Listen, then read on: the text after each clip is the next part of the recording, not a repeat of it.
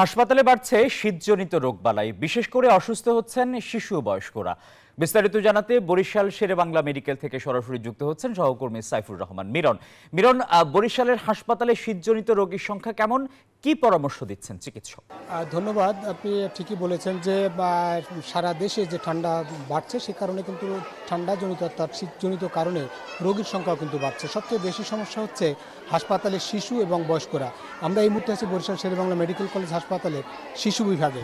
সেখানে আমরা দেখছি যে নানান উপসর্গ নিয়ে কিন্তু শিশুরা এবং অভিভাবকরা এসেছেন এবং তাদের মধ্যে অনেকেরই আছে যারা জ্বর, সর্দি, কাশি, নিউমোনিয়া, টাইফয়েড এসব রোগ নিয়ে তারা ভর্তি হয়েছেন এবং আমরা তাদের সঙ্গে যেমন কথা বলেছি তারা এই ঠান্ডার কারণেই মূলত আক্রান্ত হয়েছেন।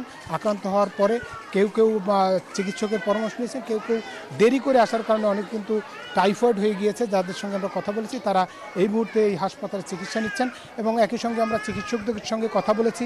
তারা যেমনটা বলেছেন যে শীতের সময় বাড়তি নজরদারিতে রাখতে হয় শিশুদের জন্য এবং বয়স্কদের জন্য।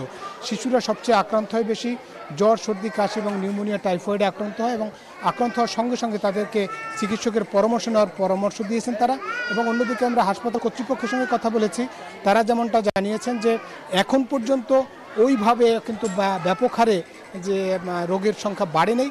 তবে শীত যেহেতু গত দুদিন ধরে ঠান্ডা বাড়ছে সে কারণে কিছু রোগীর সংখ্যা বাড়ছে, তবে তাদের সব ধরনের প্রস্তুতি কিন্তু তাদের রয়েছে বলে আমাদেরকে জানিয়েছেন এবং চিকিৎসকরাও তারা সর্বাত্মক চেষ্টা করছেন, যারা শিশুদের প্রতি বিশেষভাবে নজর দিচ্ছেন এবং এই মুহূর্তে যে হাসপাতাল আছে শিশু রোগীদের জন্য তারা সতর্কতাও জারি করেছেন। এই ছিল মূলত বরিশাল শেরেবাংলা মেডিকেল কলেজ হাসপাতাল থেকে শিশু ওয়ার্ড থেকে যে শীতজনিত কারণে শিশুদের যে রোগের সেই সবশেষ খবর।